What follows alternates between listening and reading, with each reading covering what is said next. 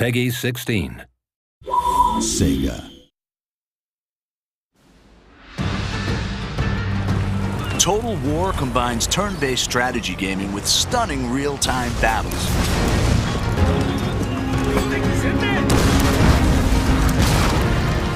Players take command of nations, armies, and generals as they battle for ultimate victory. With breathtaking detail and unparalleled historical accuracy, Total War allows the player to recreate and change the course of history.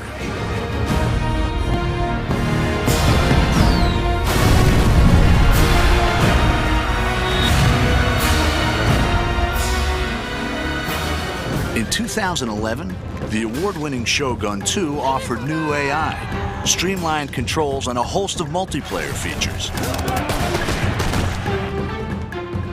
In the Fall of the Samurai standalone expansion, the Creative Assembly have created the largest expansion pack ever for a Total War game. It's taken us into areas we've never been to before with Total War. It's getting closer and closer to the modern era. I think it's exciting because it's the latest any Total War game has ever been to the modern day, the closest any Total War game has been to the modern day. And with that brings a lot of really interesting different game features, a lot of scope in terms of how fast the game moves and how quickly your armies are deployed across the map, how many different types of units are available. Set 300 years later than the original game, The Fall of the Samurai sees the clash of traditional samurai culture with the explosive power of the early modern world. It's the late 19th century, which means that it's got some of the most advanced technology seen in the Total War game. So you've got torpedo ships, off-field artillery, all that kind of stuff that actually makes it feel quite different from particularly Shogun 2, which is obviously set in the 16th century. This industrial age is the most recent period ever covered in a Total War game, offering new game mechanics to please and challenge fans.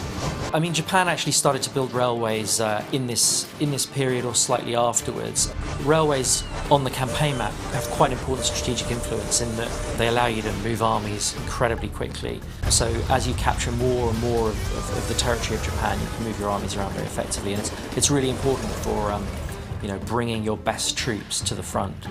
Fall of the Samurai doesn't require the original Shogun 2 game, and easy-to-follow tutorials will show new players how to command the action. It's a standalone expansion, so it's not a game add-on as such, in that you need the original game in order to play it, but it's a fully standalone version of the game itself. The game begins with the Boshin War in 1869, a dramatic turning point in Japanese history. The ruling shogunate is trading with the West, allowing new ideas to change Japan. Growing unrest ignites rebellion, which threatens to overthrow the shogun and restore the emperor to power for the first time in 600 years. The shogunate had ruled Japan for hundreds of years, since the time of Shogun 2. But people were getting more and more agitated as the shogunate kind of opened up Japan to foreign influence. And so there was a movement called Revere the Emperor, Expel the Barbarians. And it eventually sort of boiled up into full-blown rebellion where whole domains rise up and try and overthrow the shogunate.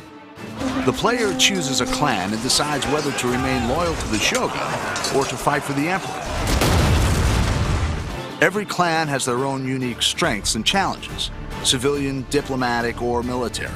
Each faction within an allegiance has its own clan trait, which gives it a very specific play style. Like you might have one who is more open to modernization or trade, in which case they'll have access to cheaper modern units, more money from trade with Western powers, or you may have some who are just the opposite.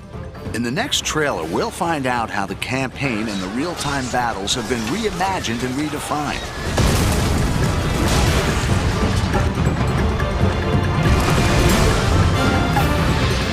Fall of the Samurai is a whole new experience and an ambitious entry into the Total War series.